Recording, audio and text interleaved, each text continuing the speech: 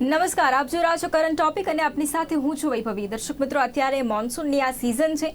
મોન્સૂનની સિઝનની અંદર આપણે આરોગ્યમાં શું ધ્યાન રાખી શકીએ, ખાવા પીવામાં શું ધ્યાન રાખી શકીએ, શું તકેદારી રાખી શકીએ અને સાથે જ કેવો આહાર અત્યારે મોન્સૂન સિઝનમાં જરૂરી છે. સાથે જ ગુજરાતીઓ કે જેઓ ચટાકેદાર ખાવાના હંમેશાથી શોખીન રહ્યા છે, પરંતુ તેની સાથે સાથે જ પોતાનું જે સ્વાસ્થ્ય છે તેનું પણ તેટલું જ ધ્યાન રાખીને તેઓ કેવી રીતે જે રેસિપી છે તે બનાવી શકે. સાથે જ મોન્સૂનમાં કઈ એવી રેસિપીઝ છે કે જે આપણે ખાઈ શકીએ છીએ, ડાયટનું કેવી રીતે ધ્યાન રાખી શકીએ છીએ, તેના વિશે આજે આપણે ચર્ચા કરવાની છે. ચર્ચામાં મારી સાથે જોડાઈ ગયા છે ધારા મદલાણી કે જેઓ ડાયટિશિયન છે અને સુનિલ જજોરિયા કે જેઓ શેફ છે. બંનેનું સ્વાગત છે ચર્ચામાં. Welcome to current topic. Thank you so much. ધારા, સૌથી પહેલા આપની પાસે આવું છું. અત્યારે મોન્સૂનની આ સિઝન છે અને મોન્સૂનની સિઝનમાં ઘણી બધી બીમારીઓ પણ સામે આવતી હોય છે. સૌથી પહેલા તો એ સમજવું છે કે મોન્સૂન સિઝનમાં ડાયટનું ધ્યાન રાખવું કેટલું જરૂરી છે. યસ, અહીંયા મોન્સૂન સિઝન જ્યારે આવે છે, વરસાદની ઋતુ જે બધાને ગમે છે. જ્યારે બી વરસાદ આવે એટલે બધા ખુશ થઈ જતા હોય છે, કારણ કે ગરમી કમ્પ્લીટલી જતી રહી હોય છે. તકતી ધૂપ આપણે બધે કે એ બધું જતી રહે છે અને વરસાદ આવે, ઠંડક મળે છે, લોકોને તો બહુ આનંદ આવે છે. સો એ ટાઈમ પર મજાની સાથે સાથે થોડું હેલ્થનું ધ્યાન રાખવું બી બહુ જરૂરી થઈ જાય છે, કારણ કે વરસાદમાં પલળવાના કારણે યા તો વરસાદમાં એરબોર્ન ડિઝીઝીસ બધા જે બેક્ટેરિયા અને વાયરસ આવે છે, એના કારણે બીમારીઓ બી ઘણી આવે છે. ઋતુ બદલવાના કારણે લોકોને બીમાર પડી જવાય છે, જેમ કે બધી શરદી છે, ખાંસી છે, ફ્લૂ, આખું શોર થ્રોટ, ગળું ખરાબ થઈ જાય, પકડાઈ જાય આખું. આ બધા જ પ્રોબ્લેમ નોર્મલી થાય છે. સો એ નોર્મલી પ્રોબ્લેમ ના થવાના કારણે આપણે થોડું અગર ડાયટનું ધ્યાન રાખીએ, આપણે ટોટલ આપણા હેલ્થનું ધ્યાન રાખીએ, સો એ બહુ આપણે બેનિફિશિયલ રહેશે કે બીમાર નહીં પડે અને કમ્પ્લીટલી આપણે એન્જોય બી કરી શકીએ અને આપણે જે આપણું ડે ટુ ડે નું વર્ક છે એ બી પ્રોપરલી કરી શકીએ છીએ. ઓકે, સો એના માટે ડાયટમાં કમ્પ્લીટલી આપણે લોકોને ધ્યાન રાખવાનું હોય છે અને એ ડાયટમાં આપણે લોકોને ફૂડ્સ થોડા ઇન્ક્લુડ કરી શકાય છે, જેનાથી આપણે કમ્પ્લીટલી બેનિફિટ રહેશે. જેમ કે અગર વરસાદમાં તમે પલળ્યા છો તો તમે આવીને ગરમ પાણીથી એક હોટ વોટર બાથ લઈ લો, તો એનાથી કમ્પ્લીટલી તમારા જે બેક્ટેરિયા અને વાયરસ હશે, જે વરસાદના કારણે આવેલા હશે, એ બધા મરી જવાના ચાન્સીસ રહી. અને એની સાથે ડાયટમાં તમે ઇન્ક્લુડ કરી શકો, જેમ કે સૂપ છે, ઓકે, કમ્પ્લીટલી જે ગરમ હોય, આખું તમને આખું તમારા જે થ્રોટ હોય એના માટે બેનિફિશિયલ રહે. સો એવી રીતે તમે સૂપ યા તો ગ્રીન ટીઝ યા તો હર્બલ ટીઝ આ બધાનું ઇન્ક્લુડ કરી શકો છો. પણ આ તો વાત થઈ કે જયારે તમે વરસાદમાં પલળ્યા અને પછી આવ્યા નહીં, પણ એની પહેલા ઇમ્યુનિટી બિલ્ડઅપ કરવા માટે તમારે ખૂબ ધ્યાન રાખવાની જરૂર હોય, જેના કારણે તમને કોઈ બીમારી થઈ જ નહીં. ઓકે, ઇમ્યુનિટી બિલ્ડઅપ કરવા માટે આપણે ઇન્ક્લુડ કરી શકીએ, જેમ કે આપણા પૂર્વજો આપણે હેલ્પ કરતા હતા, તુલસી ખાવા આપતા હતા આપણે ચાવવા માટે. જે તુલસી ખાઈએ તો જેના લીધે આપણે બેનિફિશિયલ થાય કે આપણી ઇમ્યુનિટી સારી થઈ જશે, જેના કારણે આપણે કોઈ કોલ્ડ કફ જેવા ઇસ્યુ જ આવશે જ નહીં. ઓકે, સાથે સાથે હળદર છે, હળદર વાળું દૂધ છે જે બેનિફિશિયલ રહે. ઓકે, અને એની સાથે લાઈક ઘણું બધું ગરમ પાણી ને એવું બધું પીવાથી આપણી ઇમ્યુનિટી કમ્પ્લીટલી સારી રહેશે. બિલકુલ. આપણી સાથે सुनील जी પણ જોડાયા છે કે જેઓ शेफ છે. सुनील जी, आपके पास में आती हूँ.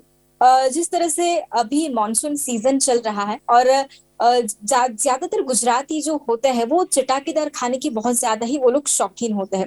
मैं ये जानना चाहती हूँ कि मॉनसून सीजन में भी जो आपके रेस्टोरेंट में आते हैं वो अभी मॉनसून सीजन में किस तरह का खाना प्रेफर करते हैं. First of all Vaibhavi ji, thank you so much. नमस्कार एवरीबॉडी, आपको इनवाइट करने के लिए आपके स्टूडियो में. मैं सुनील कुमार क्राउन प्लाजा से आप सभी का स्वागत करता हूं. और जैसा कि आपने पूछा कि मानसून के टाइम में किस तरह का खाना खाना चाहिए और सब लोगों के लिए, तो मेरी एडवाइस यही रहेगी कि आपने बिल्कुल सही बोला. जैसा कि मैंने भी यहाँ पर ऑब्जर्व किया है कि गुजरात के अंदर जो फूड हैबिट्स हैं वो काफ़ी चटाकेदार हैं. चटपटा खाना, स्पाइसी लोग खाना खाते हैं, स्ट्रीट फूड में ज़्यादा बिलीव करते हैं. बिल्कुल खाएं वो, मैं इन चीज़ों से नहीं रोकूंगा. बट हाँ, कुछ हिदायतें हैं, कुछ चीज़ें हैं जिनके ऊपर उनको ध्यान देना चाहिए कि न्यूट्रिशन मिलता रहे. खाने के अंदर आप कुछ भी खाएं, बस कुछ जो हिदायतें हैं, कुछ जो सावधानियां वो बरतें कि जो स्ट्रीट फूड है उसको अवॉइड करें सबसे पहले तो.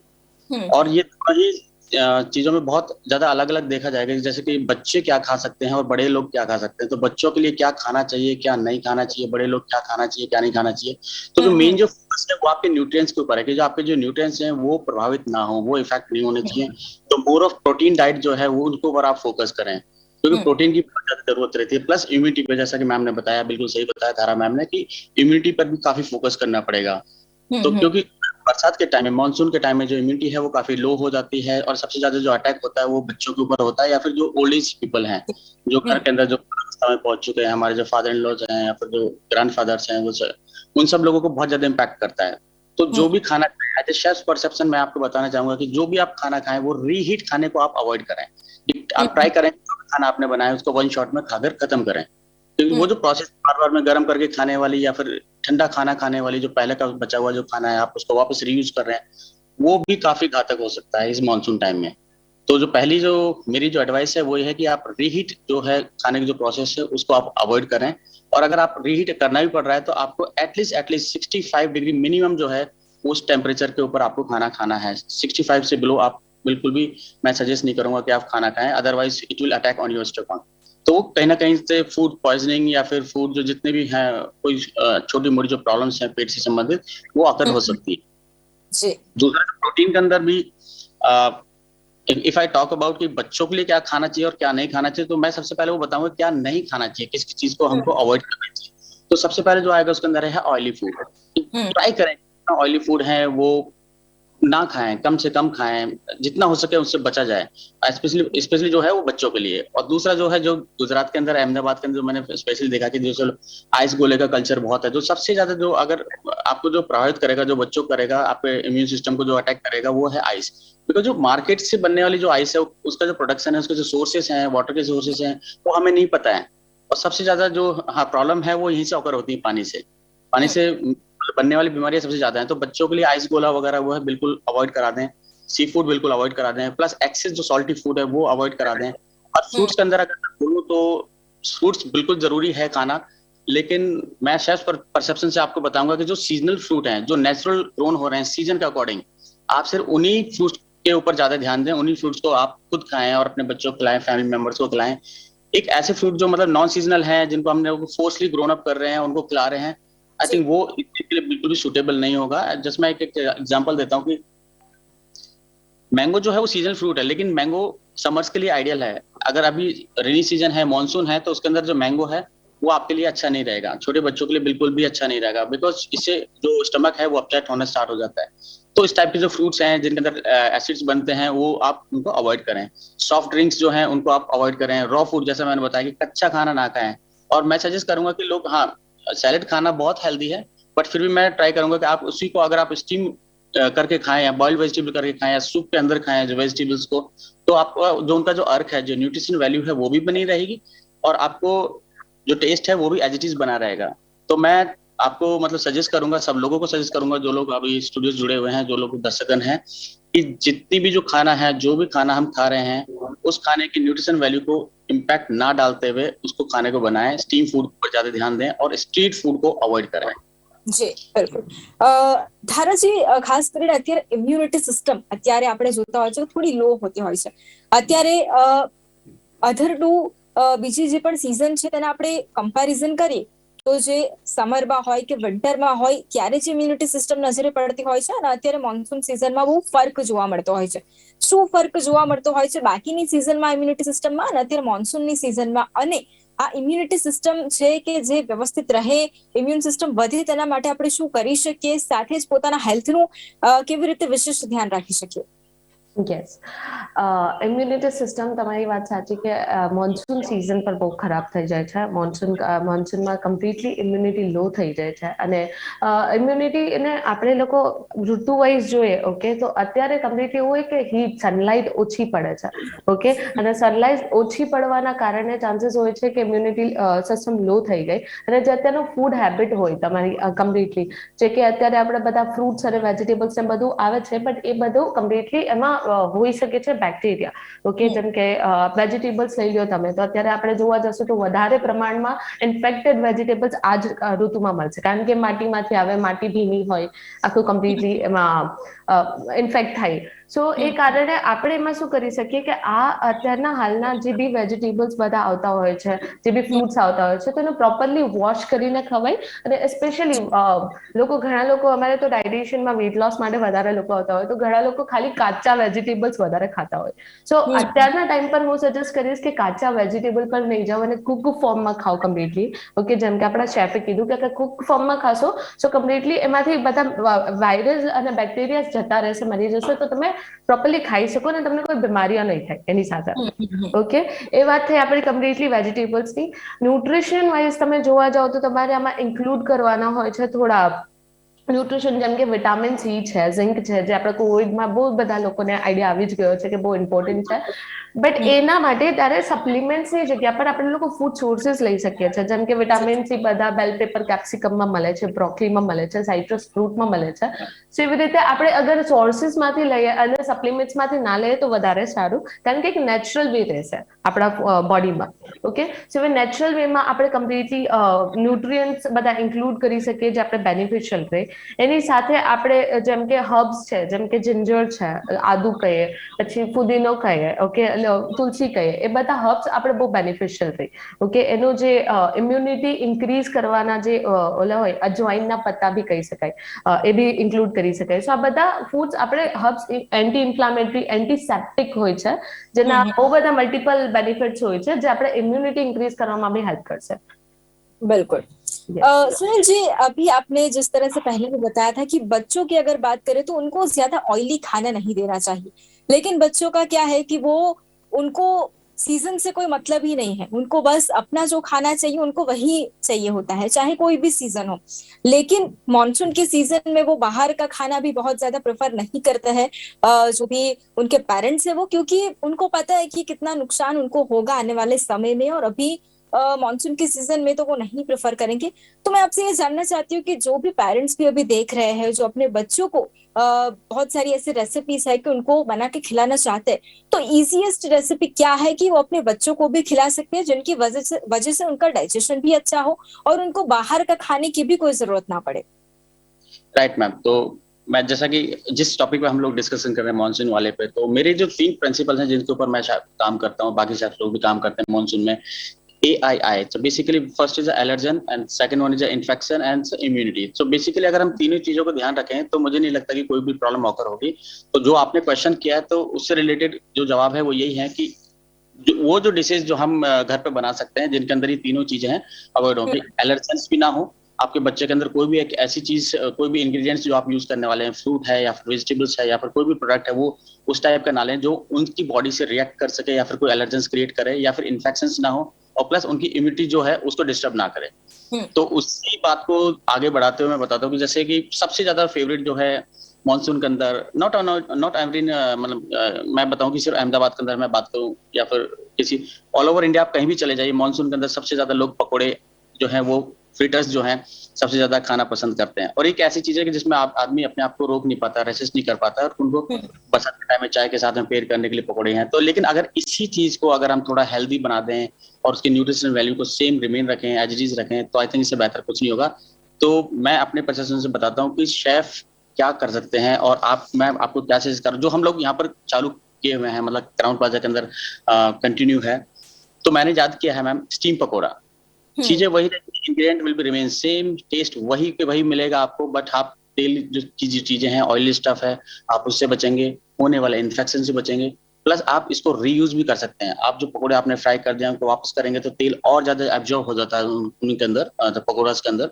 बट इस केस के अंदर जो हम स्टीम पकोड़ाज हैं, जो हमारी रेसिपी है, उसके अंदर आप उनको बाद में भी यूज कर सकते हैं। बाद में उनको आप वेजिटेबल करी या कोफ्ते की तरह भी आप यूज कर सकते हैं। तो बेसिकली जो पकोड़ास हैं उनको आपको फ्राई करने की जगह पर स्टीम करना है। मूंग दाल के पकोड़े होंगे, सेम इंग्रेडिएंट्स होगा। हाँ, इसमें सिर्फ थोड़ा सा ये रहेगा कि जो चटकारा जो आपको लेना है, जो स्पाइस लेवल आपको एनहांस करना है, उस पर आपको मिंट चटनी है, आप उसमें पहले ही ऐड कर सकते हैं, जो स्पाइसी वर्जन है, और उसके बाद आप उसका बैटर बनाइए। तो जो स्पाइस लेवल है, जो चटपटा जो आप बता रहे हैं कि जिसके ऊपर ज्यादा लोग फोकस करते हैं, तो उसमें एनहांस हो जाएगा। और आप जो छोटी छोटी डम्पलिंग्स है वो आप स्टीम कीजिए। जैसे तो आप उसके लिए आप इडली जो स्टीमर है वो भी आप यूज कर सकते हो, या फिर जो छोटे मिनी स्टीमर जो आ रहे हैं वो भी आप यूज कर सकते हैं। उन्हीं पकौड़ास को आप पेयर कीजिए मिंट चटनी के साथ में, केचप के साथ में, जो भी आप यूज करना चाह रहे हैं। तो आई थिंक एक छोटा सा एक वर्जन है कि फ्राइड पकोड़े से आप शिफ्ट कर रहे हैं स्टीम पकोड़ाज के ऊपर। ऐसे काफी सारे एग्जांपल्स हैं जो आप बच्चों के लिए कर सकते हैं।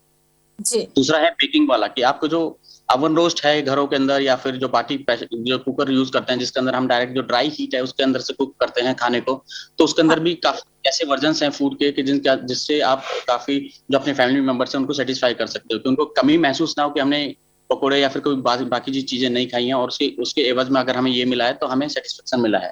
तो ऐसी काफी सारी चीज मैं पुश करूंगा कि instead of frying you should shifted yourself into the dry cooking, big cooking or steam cooking, ma'am. બિલકુલ ધારાજી અત્યારે ખાસ મોન્સૂન સિઝનમાં એવું કહેવામાં આવતું હોય છે કે જે ડેરી પ્રોડક્ટ્સ હોય છે તેમનો આપણે યુઝ ઓછો કરી દેવો જોઈએ, બહુ મિનિમલ યુઝ કરવો જોઈએ. શું આ ખરેખર સત્ય બાબત છે? યસ, સત્ય બાબત છે કે અત્યારે જો મોન્સૂન હોય એમાં ડેરી પ્રોડક્ટ્સનો થોડો યુઝ ઓછો કરવાનો હોય, અને એમાં કમ્પ્લીટલી એવું છે કે લોકોને ડાયજેશન જે હોય છે અત્યારે ડ્યુરિંગ મોન્સૂન સિઝન એ બહુ લો થઈ જાય છે. ઓકે, ડાયજેસ્ટિવ સિસ્ટમ ડિસ્ટર્બ થાય છે અને એ કમ્પ્લીટલી એના કારણે ગેસ્ટ્રિક ઇશ્યુઝ આવે, લાઈક ગેસ, એસિડિટી, બધા બ્લોટિંગ, આ બધા ઇશ્યુઝ આવે છે. સો જનરલી એવું જાણવામાં આવે છે કે જે દહીં છે પ્રોબાયોટિક એ બહુ હેલ્ધી છે. ઓકે, અગર તમે જોવા જાઓ તો ગટ ઇશ્યુઝ જે આપણી ડાયજેસ્ટિવ ઇશ્યુ માટે બહુ હેલ્ધી છે ખાવામાં. બટ અત્યારના ટાઈમ પર દહીં એક ઠંડુ આખું હોય છે જેના કારણે આપણે બહુ બધા ઇશ્યુઝ આવે, જેમ કે ગળામાં આપણું ખરાબ છે, ગળું ખરાબ, તો તમે દહીં ના લઈ શકો, પણ એના ઇન્સ્ટેડ તમે છાશ લઈ શકો પાણી એડ કરીને થોડું, સો એ તમને બેનિફિટ લે. અને કમ્પ્લીટલી ડેરી ફૂડ અવોઇડ કરવાના નહીં હોતા, જેમ કે અત્યારે ખાસ બધા હળદર વાળું દૂધ વધારે ઉપયોગ કરે છે. ઓકે, તો એ હળદર વાળું દૂધ તમે લઈ શકો છો, બટ એમાં તમે હળદરનો એક બેનિફિટ હોય છે કે કર્ક્યુમિન કરીને એમાં હોય છે જે તમારા બોડી માટે બહુ બેનિફિશિયલ હોય. સો એ કર્ક્યુમિનના એબ્ઝોર્પ્શન માટે આપણે લોકોને એક બ્લેક પેપર નાખવાનું હોય, જે બ્લેક પેપર, કાળી મરી કહીએ આપણે. ઓકે, મરીનો ભૂકો તમે એમાં થોડો એડ કરો, જેના લીધે પેપરીન એમાં હોય છે, જેના લીધે એ કર્ક્યુમિન એબ્ઝોર્બ થઈ જાય બોડીમાં. સો ઘણા લોકો હળદર વાળું દૂધ તો પીવે છે બટ એમાં આ એડ નથી કરતા. ઓકે, સો હું સજેસ્ટ કરીશ કે તમે આ એડ કરો. અને ડાયજેસ્ટિવ સિસ્ટમ કમ્પ્લીટલી ડેરી પ્રોડક્ટ્સના લીધે એવું નથી કે કમ્પ્લીટ બગડી જાય. આપણે એને ગરમ, જેમ કે પનીર તમે ઇન્ક્લુડ કરી શકો છો, બટ ફ્રેશ પનીર ઇન્ક્લુડ કરવાનું. એવું તમે 2-3 દિવસ પહેલાનું તમે અગર પનીર એક્સપાયરી ના આવી હોય ડેટ, બટ તમે તો બી એટલું 2-3 દિવસ પહેલાનું ઇન્ક્લુડ ના કરી શકો. બિકોઝ અત્યારે ચાન્સીસ ફૂડ માઇક્રો ઓર્ગેનિઝમ્સના કોન્ટામિનેશનનો ચાન્સીસ વધારે હોય છે આ સિઝનમાં. સો એના કારણે તમને ડેરી પ્રોડક્ટ્સ અવોઇડ કરવાનું કે, બટ અગર તમે ફ્રેશ ફોર્મમાં લ્યો તો કોઈ प्रॉब्लम नहीं है. बिल्कुल. सुनील जी, अभी जो लोग ऑफिस वर्कर है कि जो ऑफिस से जाते हैं डेली बेसिस पे, मॉनसून की सीजन में क्या होता है कि बहुत सारी प्रॉब्लम्स उनको ऑफिस जाने में भी आती है, तो वो क्या पसंद करते हैं कि वो इजीएस्ट वे कि जल्दी से जल्दी वो क्या बना सके अपने लिए लंच के टाइम के लिए. तो आप क्या प्रेफर करते हो कि वो जो लोग ऑफिस से जाते हैं डेली रूटीन में, वो उनके लिए इजीएस्ट रेसिपी क्या है कि डेली वर्क के लिए उनको भी अच्छा है, उनके हेल्थ के लिए भी अच्छा है, उनके डाइजेशन के लिए भी अच्छा है? What I'll suggest कि ऑफिस जाने वाले जो वर्कर्स हैं उनको बहुत ज्यादा इसी एक तो उनको ट्रैवलिंग भी करनी होती है, बहुत ज्यादा ट्रैवलिंग करनी, शॉर्ट डिस्टेंस ट्रैवलिंग करनी होती है. बट व्हाट आई सजेस्ट कि कुछ ऐसा एक मतलब स्नैकी काइंड ऑफ फूड जो है वो अपने टिफिन में लेके जा सकते हैं, जिसमें उनको बोरियत भी महसूस ना हो, मोनोटोनस फील ना करें, और दूसरा वो टेस्ट बना रहे. तो उसके लिए मैं प्रेफर करूंगा कि जैसे अपने मील्स के अंदर जितने जो ओट्स हैं वो सब यूज कर सकते हैं, मल्टीग्रेन यूज कर सकते हैं, उनसे बनी हुई पैनकेक यूज कर सकते हैं वो लोग, या उनसे बनी हुई जो चपाती हैं, जो भाकरी है, उनसे बनी हुई यूज कर सकते हैं, ताकि जो खाना है बहुत ज्यादा हैवी ना हो, बट उनको न्यूट्रिएंट्स पूरे मिलते रहें और टेस्ट भी बना रहे. तो उस टाइप का आप यूज कर सकते हैं. प्लस स्टीम जो फूड है वो उनको टेक अवे में जो टिफिन के अंदर वो यूज कर सकते हैं. स्प्राउट्स को वो इंक्लूड कर सकते हैं.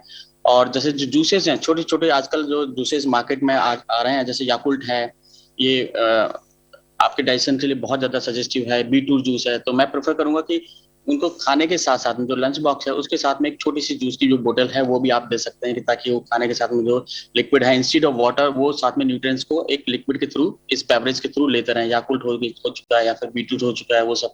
और सीजनल जो फ्रूट्स हैं उनको इंक्लूड करें, चाहे छोटा ही पोर्शन डालें, बट वो सीजनल फ्रूट्स के साथ में जरूर जाएं.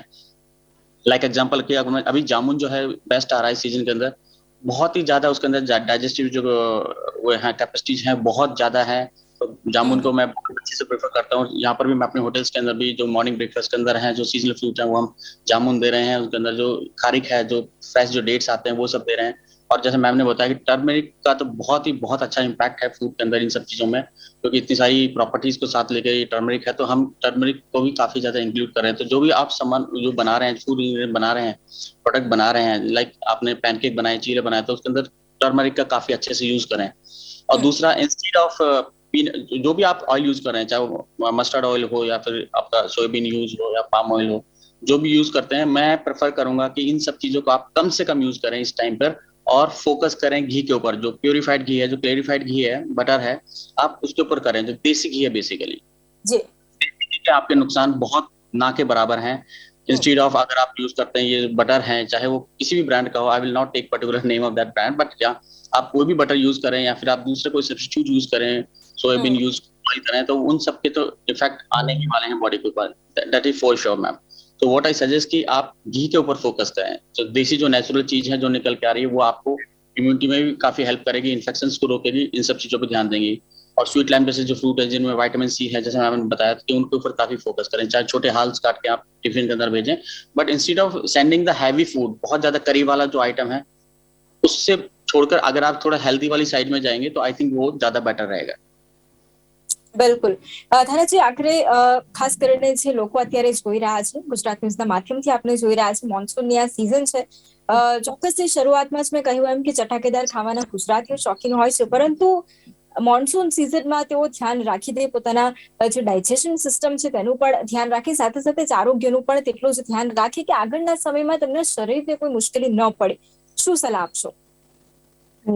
અત્યારે મોન્સૂન સિઝનમાં સ્પેશિયલી ડાયજેસ્ટિવ સિસ્ટમ, જેમ કે આપણે વાત કરી, લો થઈ જાય છે, પણ એમાં આપણે થોડું ધ્યાન રાખી શકીએ. જેમ કે શેફે જણાવ્યું કે તમે ઘીનો ઇન્ક્લુડ કરી શકો છો યુઝ, ઓકે, ઓઇલ ને બધા કરવા કરતા, કારણ કે ઘીનો યુઝ છે એમાં બ્યુટાનિક એસિડ આવે છે, જે તમને કમ્પ્લીટલી હેલ્પ કરે તમારા ડાયજેશન સાથે પ્રોપર વેમાં. સો તમને આગળ જઈને બી કોઈ પ્રોબ્લેમ ના થાય. અને એની સાથે સાથે તમારે એક હાઇડ્રેશન અત્યારે બહુ ઇમ્પોર્ટન્ટ છે, કારણ કે એવું થાય કે સમરમાં તો તમને તરસ લાગે જ છે ને, ત્યારે તમે પાણી પી લો છો, ઓકે, બટ અત્યારે તમને તરસ બહુ ઓછી લાગે છે, અને તરસ ઓછી લાગવાના કારણે વોટર ઇન્ટેક જે છે એ બહુ લો થઈ જાય છે, ઓકે. તો વોટર ઇન્ટેક અત્યારે થોડું વધારવું બહુ જ જરૂરી છે, કારણ કે એ બી તમારે ઓવરઓલ તમારા બોડીના મેટાબોલિઝમમાં તમને બેનિફિશિયલ છે, જે તમને આગળ જઈને બી કોઈ પ્રોબ્લેમ્સ ના થાય, ડિહાઇડ્રેશન યા કોઈ બી ઇશ્યુઝ ના આવે કમ્પ્લીટલી. ઠીક છે, સો એ તમે કમ્પ્લીટલી ઇન્ક્લુડ કરી શકો છો ડાયટમાં. અને અત્યારે અગર તમે અગર ન્યુટ્રિશનનું કે તમારી હેલ્થનું ધ્યાન રાખી લીધું, તો આગળ જઈને તમને કોઈ પ્રોબ્લેમ આવવાના ચાન્સીસ જ નથી કોઈ બી ઋતુમાં. સો કમ્પ્લીટલી તમારે થોડું તો તમારું આખું ડે ટુ ડે ની એક્સરસાઇઝ હોવી જરૂરી છે, જેના માટે ખાલી 10 to 15 મિનિટ્સ તમે કાઢી લો વર્કઆઉટ માટે આખા રૂટીનમાંથી, દેટ ઇઝ ઇમ્પોર્ટન્ટ. સાથે સાથે તમે થોડું તમારું ડાયટનું ધ્યાન રાખી લો, ઓકે. અને હમણાં તો એવું છે કે જેમ કે શેફે વાત કરી કે લોકોને વરસાદના ટાઈમ પર પકોડા ને એવું બધું ખાવાની ઈચ્છા વધારે થાય છે, ઓકે. તો એના માટે હું તમને બધાને સજેસ્ટ કરવા ઈચ્છીશ કે તમે બાળ ખાઓ, એમાં પ્રોબ્લેમ નથી, બટ બાળ તમે કોઈ હેલ્ધી અલ્ટરનેટ સિલેક્ટ કરી શકો. જેમ કે તમે રેસ્ટોરન્ટમાં કે ક્યાંય બી જતા હોય તો તમે સૂપ ઓર્ડર કરી શકો, તમે કરી ઓર્ડર કરી શકો, ઓકે, જે તમને બેનિફિશિયલ રહે. યા તો તમે કે સ્ટ્રીટ ફૂડ લેતા હોય તો ત્યાં તો મકાઈ બી મળે છે બહાર, ઓકે. મકાઈ જો તમે મૂંગફલી જુઓ છો, એ બધું બહાર મળે છે રેડીલી. સો એ બી તમે ત્યાં બહાર ખાઈ શકો, પણ બહાર ખાવામાં વાંધો નથી, બટ કોઈ હેલ્ધી અલ્ટરનેટ્સ લ્યો. દાલવડા પકોડા કરતા તમે કોઈ મકાઈ યા તો સિંગ મગફળી છે એ ઇન્ક્લુડ કરો, તો તમારે ડાયટ વાઇઝ બી સારું રહેશે, હેલ્થ વાઇઝ બી સારું રહેશે. ઓકે, બિલકુલ. તો મોન્સૂનની આ સીઝન છે, ડાયટનું કેવી રીતે ધ્યાન રાખી શકીએ, સાથે જ નવી રેસિપીસ આપણે ઘરે કેવી રીતે ટ્રાય કરી શકીએ, કઈ રેસિપીસ આપણે ટ્રાય કરી શકીએ, તેના વિષય સાથે આપ જોડાયા ચર્ચામાં, તે બદલ આપનો આભાર. Thank you. Thank you. તો બિલકુલ દર્શક મિત્રો, કરંટ ટોપિકમાં હાલ બસ આટલું જ. ફરી મળીશું નવા વિષય સાથે. ત્યાં સુધી રજા આપશો. નમસ્કાર.